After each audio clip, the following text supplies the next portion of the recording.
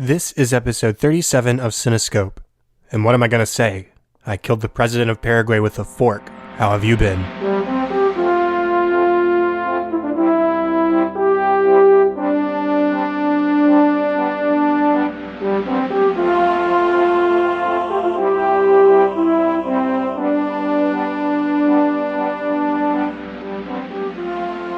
Welcome to Cinescope, where our goal is not to criticize or to assign ratings, but rather to celebrate the movies we love, exploring story, characters, music, and relevance to the world around us.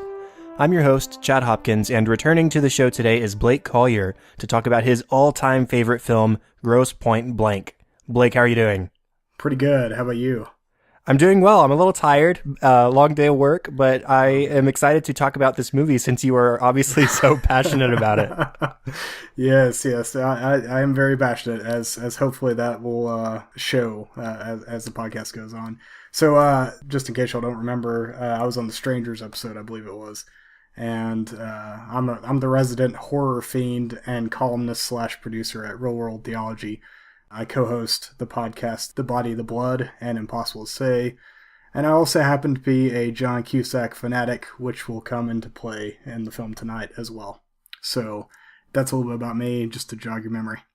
Yes, you were on episode 12, which was the Shining episode, and that one I was trying to fit a theme. We were leading up to Halloween in episode 13, and so I said, hey Blake, you're the horror guy. Would you like to talk about my favorite horror movie, or one of my favorite horror movies? Yeah, exactly. And so even way back then, back in October, you were saying, I like this movie, but sometime I'd like to talk about my favorite. So this has been a work in progress for a little while now, and I'm glad you were able to come onto the show this week and talk about it with me.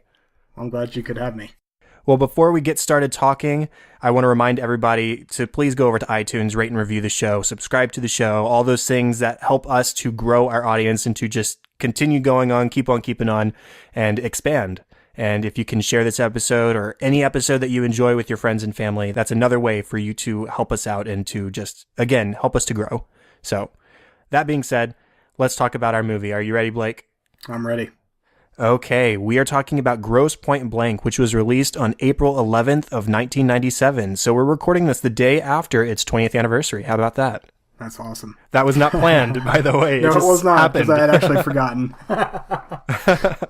This was directed by George Armitage, who only has two other feature film directing credits to his name, and those are Miami Blues and The Big Bounce. It was written by Tom Jankiewicz, Stephen Pink, D.V. DeVincent. How would you say that? D.V. DeVincentis? DeVincentis, I think. Yeah, something along those lines. Right. And then John Cusack had a hand in writing this, which I am sure is attributed to probably improvisation, if I had to guess. More than likely. Yeah. The music here, the Wikipedia page did list a composer, but you have here that... Awesome. Music by various artists, because there really isn't much of an incidental music or score here. But just so we at least say the name mentioned on Wikipedia is Joe Strummer. So okay, so he's from the Clash. Yeah, okay, I didn't think about got that. it. Yeah, he's the drummer from the Clash. Right. But like you've noted here, there really isn't much of a score itself to talk about. It is very much its soundtrack. Yeah. So the movie stars John Cusack, Minnie Driver, Dan Aykroyd, Alan Arkin, Hank Azaria, Jeremy Piven, and Joan Cusack. So, how about you get this started, Blake? What was your first experience with Grosse Pointe Blank? So I didn't actually see this in the theater because at the time I was, I want to say I was in early high school, late middle school when this was out. And I think the first time I saw it was rented on a VHS. Yes, a VHS. And I watched it with a group of high school friends of mine who were all massive gun nuts. They still, to this day, are massive gun nuts, whereas I've kind of parted ways with that mindset. And I believe the experience I had watching it was both recognizing the humor in it, but also having a bunch of argumentation over whether or not the amount of bullets being shot matched the loads of the gun that they were using. And so very important. It's very important, especially for middle schoolers / high schoolers. Apparently, well, I won't lie. I often count bullets in films as well. I didn't so much for this one because there's a lot of them, but yes, I think that's a fun pastime when the situation calls for it. Yes, no doubt. And so, really, Grosse Pointe Blank for me was in some ways kind of an identity builder. Like this was a group of friends that probably to this day are the only holdovers I have from high school on the whole. And so they're, watching movies like this, and probably The Evil Dead would be the other one that we watched quite a bit, was kind of a way to ingrain myself in that group. And so, and Grosse Pointe Blank has a pretty significant place when it comes to kind of my young adulthood. Yeah, it's not the first time on the show that somebody has talked about a film that was just sort of like you said, an identity builder in their early life. There's films that for one reason or another we see at a certain point in our lives and it just connects to us in some way. And so for me, it's always been Back to the Future. I saw that when I was 10 and it's just always been my favorite. And now you've got Grosse Pointe Blank, which you watched in early high school. Yep. And everybody, I think, has that one movie that maybe you can explain it, maybe you can't, but it just hit you at the right time. Yes. And, it's funny because I lost count at around the 100th time I watched this film. Nice. over the years. And I literally kept count until I hit 100. And then after that, I kind of got a little squishy on the numbers. So it's over 100. I'm not sure how many times. There was a time where I would watch it at least once or twice a week. Wow. So impressive. It's a little insane. So... Well, this is only the second live-action John Cusack movie I've ever seen. The first being Serendipity, which I watched for this show as well a few episodes back with Eric Skoll. And, I hadn't actually heard of this movie until you mentioned it to me way back in October. And I was like, oh, your favorite is what? Oh, okay, sure. And so it was a new experience for me. I didn't really know anything except the very, very faintest outline of the plot when I first started watching this movie. The word assassin was something that I knew going in. But other than that, I had no expectation or connection or anything like that. And, even as far as Minnie Driver goes, I think this is only my second or third movie seeing her in. And I'm more familiar with Arkin and Aykroyd and Azaria to a certain extent. But again, I like these films where they're more fresh on me because I'm not as experienced with the material, with the people in them, and it's just altogether new. So I did walk into this pretty blind on more than one count, and I think that definitely helps in the experience, and it's going to hopefully add some cool perspective between somebody who has seen it more than 100 times and somebody who has seen it for the first time today, actually. So I'm actually excited that this has been your first time and that you knew very little going in, because that's the best way to watch it. Definitely. And I haven't revealed to you in any way what I thought about the movie either, so that'll be revealed over our discussion. So let's go ahead and move on to story. So what about the story sort of just draws you in here, Blake? So I remember the kind of the tagline of the film, not the official poster tagline, but kind of the way the promotional material described it was, what if a hitman goes back to his high school reunion? And that concept to me just struck me in it is both dark but also hilarious, because you don't ever think about that. Like you think about people who are doctors and lawyers and hell, even janitors coming in to their high school reunion and being able to tell about the work they do and maybe being prideful or being ashamed or whatever it may be. But you don't ever think about someone who has such a shady background going back to a high school reunion. And that concept just really grabbed me before I even watched the film. And the fact that I went into this just expecting, well, really not knowing what to kind of look for. I mean, I knew the basic outline, and I knew it had to be somewhat humorous, because that's just a very absurd kind of premise. And so the story itself, what I like about this movie and what keeps surprising me each time I watch it, still to this day, is just how it has pretty much a portion of just about every genre of film out there. It's got action, it's got romance, it's got comedy, it's got espionage, It's got all these things wrapped into this darkly humorous tale about this guy who is not only trying to be transparent about his past, but trying to get the girl back and trying to find himself again. And I love that. I love self-discovery films, and I think this is probably the film that kind of maybe brought me into a world where self-discovery was something I looked for in films, and something that really moves me in a lot of ways. And I feel like Martin Blank is maybe the epitome of that in my mind. So that's kind of, those are some of the central things I love about the story. You actually mentioned the first thing that I noticed when watching the movie as well. The first thing I wrote down was the juxtaposition there at the very beginning of I Can See Clearly Now by Johnny Nash with the assassination of this biker riding down the street. And he's cleansing his eye, so it matches the lyrics of the song too. I can see clearly now. I just washed my eye. And then there's this conversation about a high school reunion that's going on at the same place in time, and it all at once. It's, what kind of movie is this again? And yeah, exactly. I think I find myself gravitating to those kinds of films as well that don't stick to a particular genre. Back to the Future is a comedy in a lot of ways, but it's also a drama. It's also sci-fi. You've got all that mixed in. You look at The Dark Knight, and it's not just a superhero film. It's got elements of espionage. It's got elements of action thriller. It's got elements of like gangster crime and all this cool kind of stuff. So I love those genre crossing films. And so that automatically drew me into this one. Serendipity did this as well. The other John Cusack film I've seen, where it's not an action film, or at least not primarily. It's not primarily a romance either. It's about, like you said, this man sort of coming to terms with his life and making changes in his life and trying to figure life as a whole out.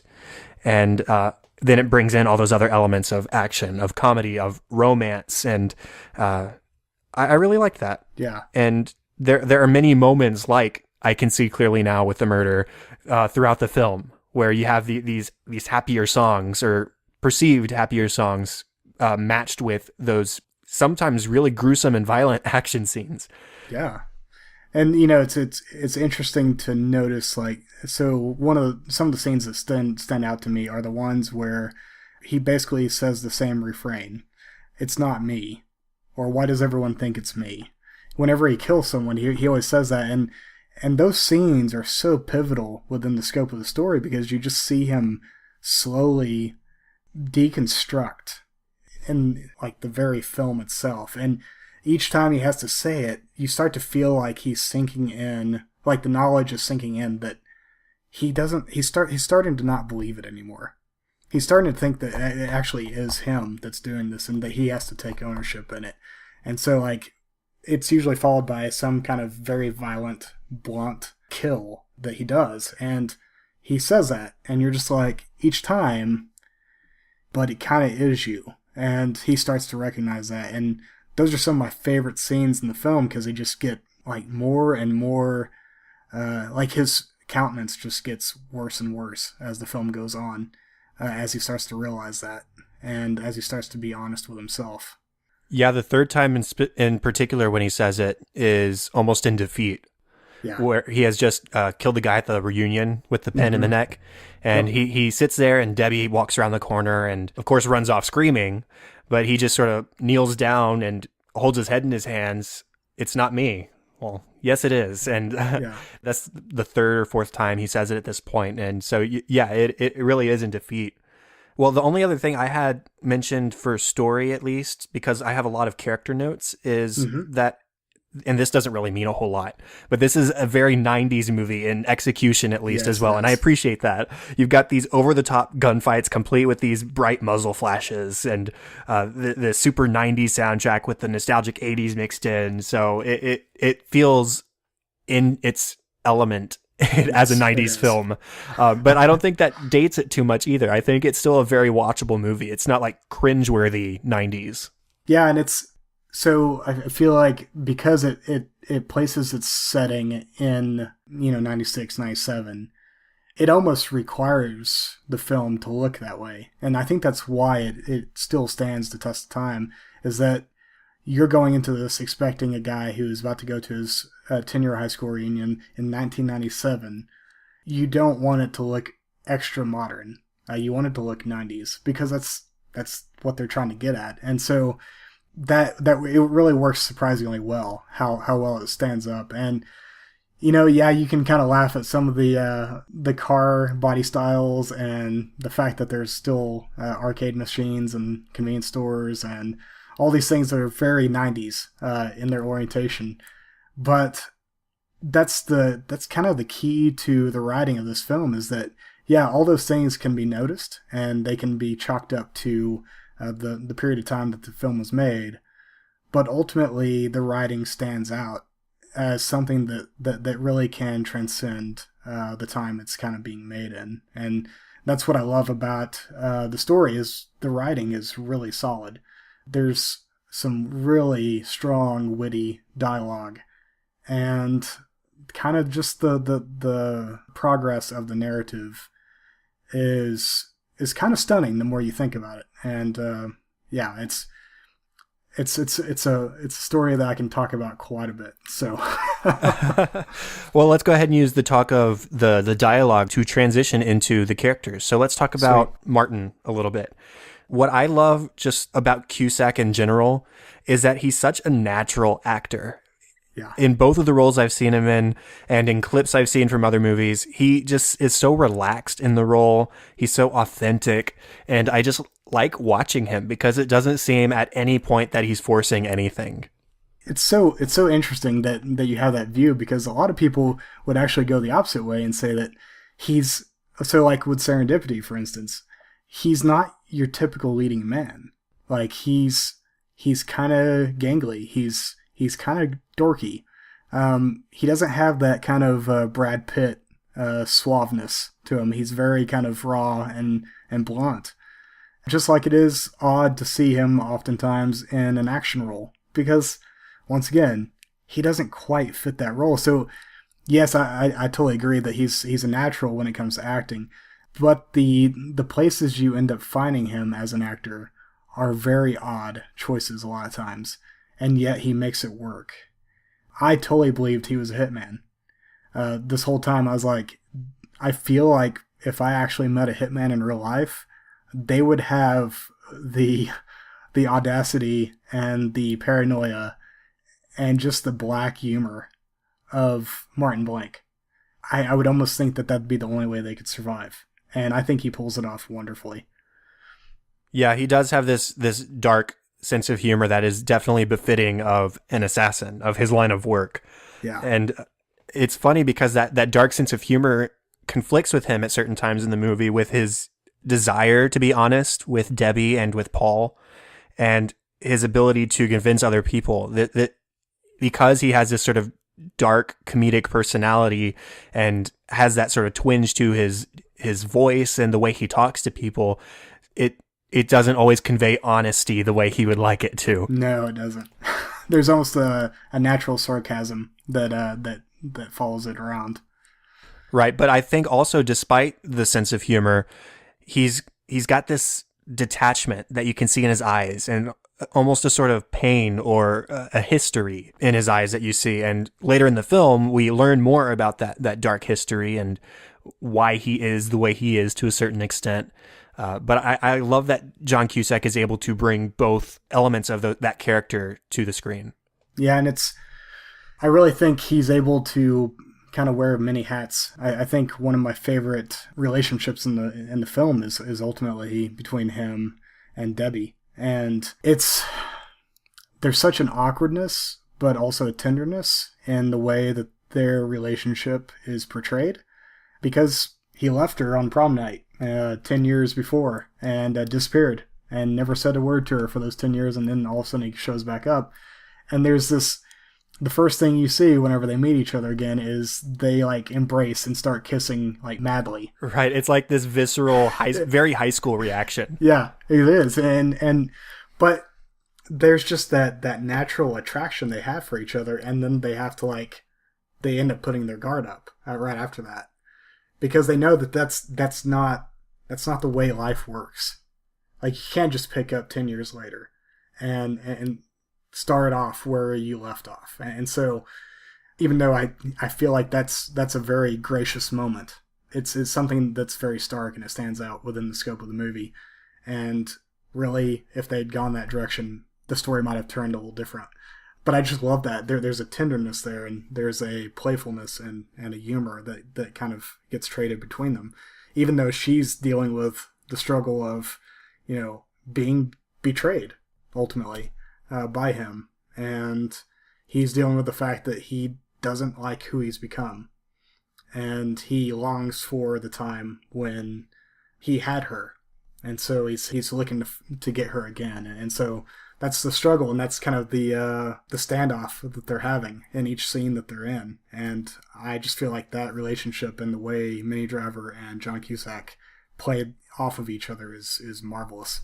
Debbie has this attitude about her. There's the tenderness there, but when I say attitude, I don't mean like cynicism or anger even, really. I mean, she maybe gets angry at one or two points of the film, but I see it more as a realism of the way the world is and this acceptance in a way of who Martin is. And she doesn't know the whole story of him, but she gives him multiple chances throughout the film. The first chance just being talking to him after he's appeared 10 years after ditching her at prom.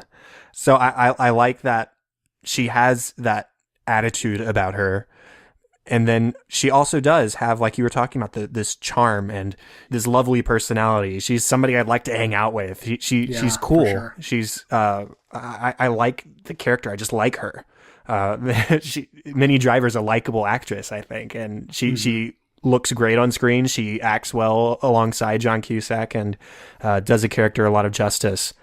She also has this penchant for forgiveness for Martin, which is funny because earlier in the film, when Grosser, played by Dan Aykroyd, and Martin meet up for the first time, Grosser has this quote, "Life's full of second chances." And ultimately, it's more Debbie who gives the second chances and the third chance and the fourth chance to Martin, as first he comes back after the 10-year abandonment, and then he kills the person and she's run off, and she comes back to his place where he's staying and asks for an explanation rather than just completely abandoning him. And then ultimately the fourth chance is after Martin has saved her father from Grosser and the other mercenaries. Yeah. So even though this quote came from a character who he's maybe true to his word to a certain extent, everybody gets second chances, but he's not as forgiving as Debbie is. And so I like her character and the way she sort of approaches everything in this movie. Yeah. Well, and like you said, with Grosser and Dr. Oatman, played by Alan Arkin and Dan Aykroyd, man, talk about some key players in the film, even though they're ultimately minor characters. And I think for having as little face time as they do, they are striking each time they're on the screen, because they're basically playing off of Martin Blank. They're playing off John Cusack, and they're being the unhinged kind of oddball characters. Dr. Oatman is this shrink that is ultimately afraid of Martin because he knows what Martin does, and Martin playfully engages in threats towards him. And so he's just constantly like going to his rosary and like asking the Lord for help. And then Grosser you have is just this insane assassin who's trying to get control over Martin, and he can't ever do it. And he, time and again, he just keeps trying to destroy Martin, and he even turns government agents on him, and which is where Hank Azaria comes in. And it's just what I like about these minor characters is that they're not there to steal the show. They're there to create an atmosphere and a setting and a narrative in which Martin and Debbie can fully bloom and become the characters they need to become. And that's what I love about it, is that it feels like all the actors are basically in it to make the main thrust of the film, this relationship, ring true and be meaningful by the end of the film. I sort of saw Grosser as almost a glimpse into Martin's possible future if he had continued in this line of work, because he's clearly got this he's got a few screws loose, and does. he's got an even further disconnect from their work of taking people's lives than Martin already has. You see that disconnect in Martin, but you see it even further, and almost this sort of glee, or even maybe even a sense of enjoyment in what Grosser is doing in killing other people and sicking people on each other in a way.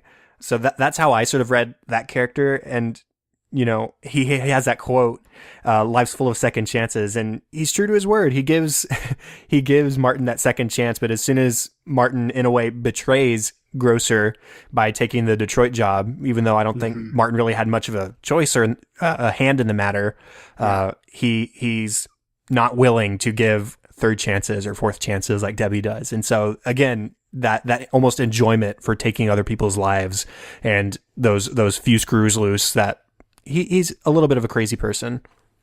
Yeah, I mean, he very much didn't have a choice in it, because he, you know, is that Black Cat Friday the 13th kind of feeling about it, right? Yeah, it's always fun to see Joan Cusack play opposite her brother as well, because you almost feel like the animosity and kind of the playfulness that they have between them is very much real. Right. So, she's so over the top and fun in this movie too. Yeah, She has that scene where she sort of drops character once Martin leaves the room, like she's putting on an act when she's around him or on the phone with him, where the two contrasting phone calls are one's a bullet order and one is talking about soup. And then the other one at the very end, the last time we see her, when she's just sing-songy, pouring gasoline around the office, burning everything down, work as usual. It's so wonderful. Yeah, there's really, I was trying to think today if there was a flaw in the characterizations or in the acting picks, and I'm too close to the film for one thing, but I just could not think of a place that I felt was truly weak in the scope of the film. But you may have something, I don't know. Not necessarily. I did want to mention Paul real quick, because he's played by Jeremy Piven, who, from what I've been told by Eric Skull when we talked about Serendipity, and from what I've read, him and Cusack are pretty good friends. And so he often plays this sort of friend character to Cusack in these films. And I just love that they have that sort of rapport with each other that so clearly shines on screen. When Paul and Martin reunite after not seeing each other for 10 years, they almost pick up their friendship right where it left off. And they clearly have this really strong bond with each other, and they enjoy time spent with each other.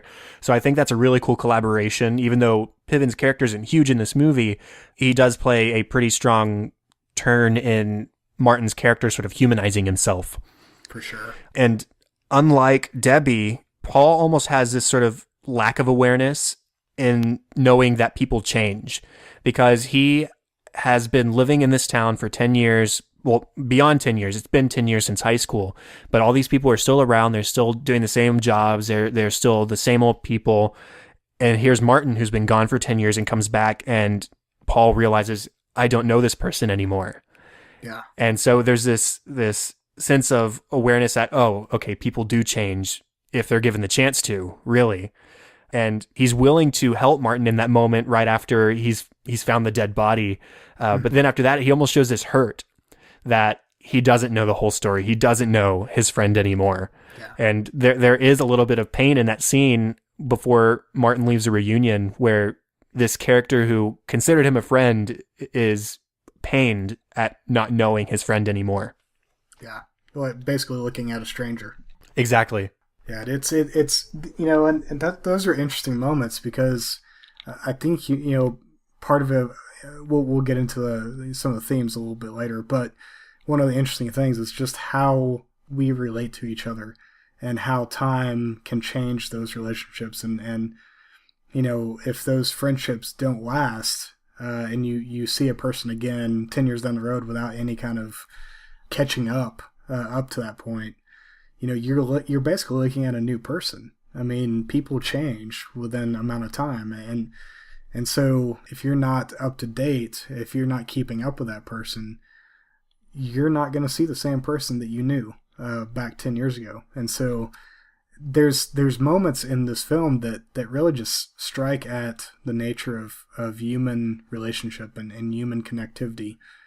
in such a profound and kind of poignant way. And I think that's one of them, even though it's kind of a negative view of it, but still poignant. It's still this idea that, like, you know, friendships sometimes have an expiration date. And whenever you stop knowing the person that you were friends with, that has a monumental effect on your life. And so Paul is recognizing that in the moment, and he is feeling the pain of basically losing a friend, someone that he was so close to. Right. Well, any other characters that you wanted to talk about before we sort of move on? No, I think I think we covered most of them. Well, anything to say about the music? We already talked a little bit about it, about how it's a very 90s soundtrack, some 80s mixed in, as you'd sort of expect, because the 90s is the time where nostalgia really sort of started hitting us home, I think. Yeah, for sure. So I own both volumes of the soundtrack. The second volume I think is a little harder to get nowadays. I think you have to pretty much buy it used on Amazon. The first volume I think you can pretty much get anywhere, iTunes or whatever. I haven't checked to see if the second one has been put on iTunes or anything like that, but I own both, and I drag them out occasionally just for road music. So like if I'm on a road trip, I like to listen to it, because I tend to like 80s music, and I tend to like some of the early 90s stuff, which is what is usually showcased on these albums. And so it's very nostalgic. But you know, none of these songs that are in the film I can listen to without thinking about this movie. So in a sense, this movie has ruined all those songs for me because I think about one thing and one thing only when I hear them. And that's the stuff about this film. So there isn't much else for me to say, at least. It is a very 90s soundtrack. I like the juxtaposition of the sort of happy-go-lucky kind of tracks with the deep, violent scenes. It's just a fun way to approach things a little bit differently. So, yeah, I like the soundtrack. It's a fun soundtrack. It reminds me of growing up in the 90s to a certain extent. And there are some great tracks on it. So for sure. There will be links for at least what's available on iTunes in the show notes if you want to check it out yourself. So with that, let's go ahead and move into the themes in the relevance section. You've written some pretty lengthy stuff on this movie in the past, and I read over it, and I was interested by all of it, and it sort of had an influence on my notes. So I'm awesome. Going to let you sort of lead us off. What is your takeaways from this movie? Well, so I've got a little bit of a story. I think it was 2013. I was on the verge of writing the article, and we'll put that in the links in the show notes, the link to the article. And at the time I was writing it just because I love this movie, and I wrote basically a 10-page paper with nowhere to actually send it. So I just wrote it with nothing in mind. Just because I needed to get it out, because I had all these thoughts about the film and I needed to get on paper. And so it sat there for probably 3 or 4 years before I did anything with it. And I happened to be on Twitter one day, and I thought back to the fact that I had written this, and I tweeted out, and I said, thinking back about this article I'd written, I wrote 10 pages with nothing in mind for it. And I was talking about Grosse Pointe Blank, and I tagged John Cusack in it. And John Cusack actually replied, and he said a cuss word. And then he said, oh, how interesting. Like, send it to me. And so I had a bunch of people reply to me after that, and they said, would you like me to put it on my site so that it would be easier for him to find it and read it? And so I ended up going with a website called Vampire Nomad. Strangely enough, I've actually become friends with this woman since then, which has been a pretty awesome relationship in a lot of ways. And she was like, yeah, I'll be glad to put it up there. Like, length is not an issue for me.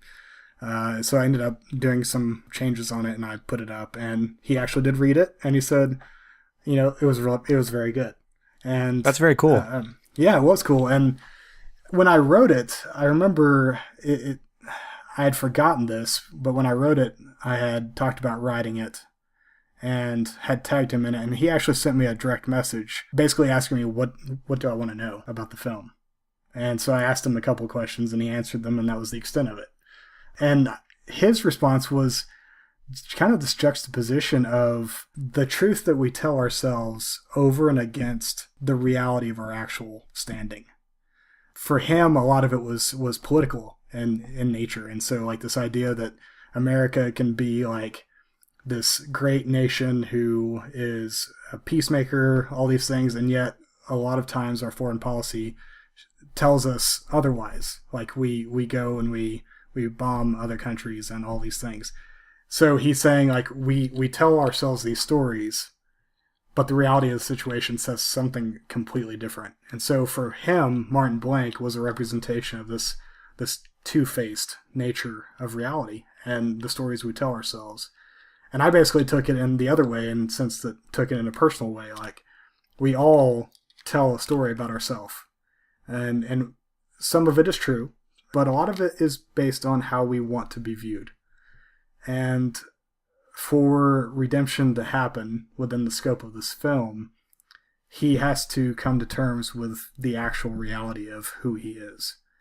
And that's why each of those scenes that we talk about, where he keeps saying, it's not me, he gets more and more downcast, and he gets defeated. And it takes that, and it takes being confronted by Debbie at the very end, point blank, being like chastised for what he does for a living, to be called out and to be shown for who he actually is, a killer. And that realization for him is what he needs to survive. It's what he needs to be redeemed in the eyes of himself, in the eyes of the world, and in the eyes of Debbie, ultimately. And so that's kind of the big, grand narrative of what's going on, at least for Cusack and for me, just in different ways. But that's a huge thing, and it's something that I find to be really beautiful and really poignant about the film.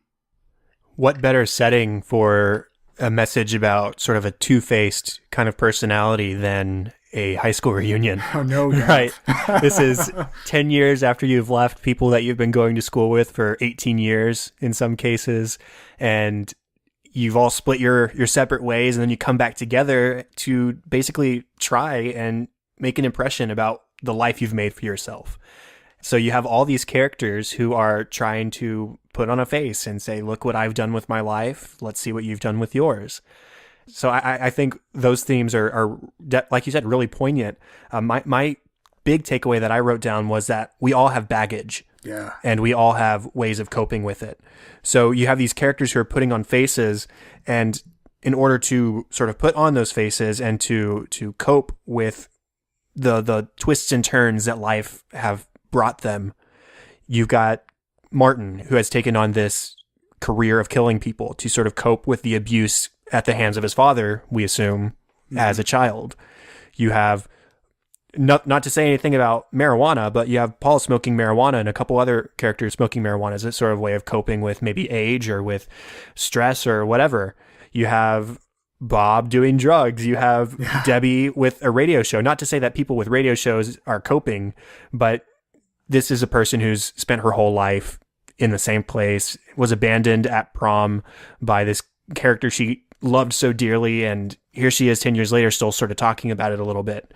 And then you have characters who are dealing with like weird spiritual stuff, like the character who's in all the casts and the braces and stuff at the reunion. You have characters who are drunk out of their minds. So we all have different ways of sort of dealing with the baggage that life brings us. And I think that goes hand in hand with what you're talking about, with putting on this face to sort of juxtapose the good and the bad of life, and trying to show people the good while dealing internally with the bad. Yeah, for sure. For sure.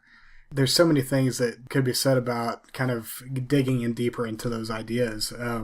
But another thing I noticed, and this took, me watching it several times and getting older and kind of just coming to terms with it just in personal life, is it has always struck me how whenever he is talking to those people that he knew in high school, he's literally telling them the truth. And yet there's something about the way he says it, or the lack of context, or the inability for them to understand that he's a different person, that keeps them from recognizing it as truth. And just that juxtaposition of him literally laying everything on the line, saying, this is what I do, and being honest about it, and yet they have no clue. Like, they do not believe it. They think he's being funny. And there's that scene where he's at the bar with Debbie, and the drunk woman comes over to talk to them both. And she asks him what he does, and he says, I sell fried chicken all around the Southland. Right. And it's the first time he has actually lied about what he does. And it's because anything he says is going to be thrown away at that point, because she's not going to remember any of it the next day. And which, by the way, that was actually his sister also. Oh, great. That's funny. Trivia. A little piece of trivia there. But just this mixture of almost needing language. Like, you almost have to have a context for the things you say with people in order for them to have meaning. And he does not have that context with these people anymore. And so anything he says has no power. Like, it has no heaviness to it. It has no truth to it. And that's something I dealt with in that article as well. It's just, how do we come to terms with building a context in which the words we use and the words we say and the things we say about ourselves are true to other people? And that's, it's weird how this movie kind of dissects those things. And if you just watch it a couple of times and just take it for the surface element, like, it's a fun film and it's hilarious and all these things. But the more you watch it, the more those kind of elements, there's some dissonance in the film. And eventually it sinks into your subconscious and you're like, yeah, but why are these things happening? Like, why is he not being understood for what he's saying? And all these things, and you start thinking about it. And that's where this film is strangely subversive. And it kind of gets under your skin. Like I said, this is one of the reasons why I have watched it so many times, is it keeps giving back to me each time I watch it. It's definitely one of those films that I think is going to benefit from rewatches. Yes. Whether it's my second or third or your 127th or whatever the number is. Exactly. I love movies that you can go back and you can watch again and again and again and walk away with something new or different or unique every single time you watch it. By just maybe placing yourself in the perspective of a different character and exploring their outlook on life and exploring their choices and why they do the things they do and why they are the way they are. And I think that this is one of those movies that I'm definitely going to benefit from rewatching and learning more about exactly what's going on in Martin's head. Yeah. So I think that's really cool. Yeah, it's a fun film. It's a fun film for all those reasons. Well, any other final thoughts, or does that just about wrap it up?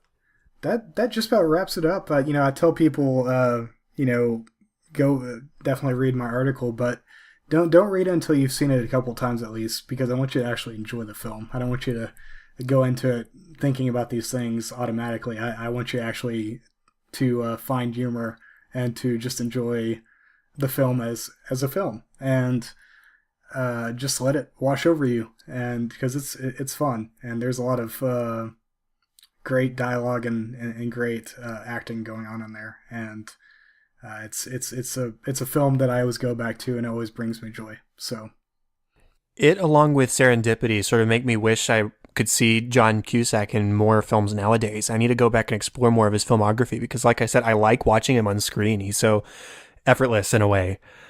So I'm looking forward to watching more of him in this one and in others. And I liked the movie. I thought it was a fun movie. It's on Netflix. Yes. Which I'll probably put links to that in the show notes as well, or at least in the social media, so that you can go out and watch it yourself, because I think just about everybody has a Netflix subscription these days. No doubt. So you can go watch it for free right now, or for free with your Netflix subscription. Definitely. Well, cool. I think that wraps up the official 37th episode of Cinescope. Thank you so much for talking with me, Blake. Yeah, thank you for having me back on. contact for the show, you can go to facebook.com/Cinescope Podcast and at Cinescope Pod on Twitter. Please, again, remember to rate, review, subscribe on iTunes, and share this episode or other episodes with your friends and family. And if you have feedback or ideas, you can email the Cinescope Podcast at gmail.com. And you can also use that or any other contact information to contact me about co-hosting. If you have a movie like Grosse Pointe Blank or Back to the Future, a movie that you hold dearly that you would like to talk about for 45 minutes plus or whatever, let me know because I'd love to have you on the show. So Blake, where can people find you online? So if you want to hear the murmurings of pretty much an insane person, you can find me on Twitter at Blake I Collier, Collier. Or Facebook, you can find my writing page / Blake I Collier.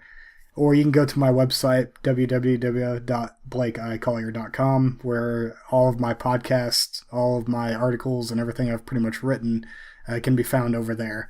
And if you want to read my bi-monthly column over at Real World Theology, go to the website and look under reviews. It'll be under Oh, the Horror. Awesome. And I will be sure to include your article over Grosse Pointe Blank that I was talking about in the show notes as well. Excellent. The best place to find me is on Twitter at Chadadada, that is CHADADADA, and on Facebook.com/Chad.Hopkins. And again, all the show notes, all the contact information can be found at thecinescopepodcast.com. That's all for this week. Thank you, Blake. Having you on the show has been awesome. I've loved it. And thank you very much. It's been a blast. And it's always great talking about my favorite films. So thanks. Definitely. Thank you, everyone, for listening to episode 37. I'm Chad Hopkins. This was Cinescope, and we'll be back next week with episode 38. Have fun and celebrate movies.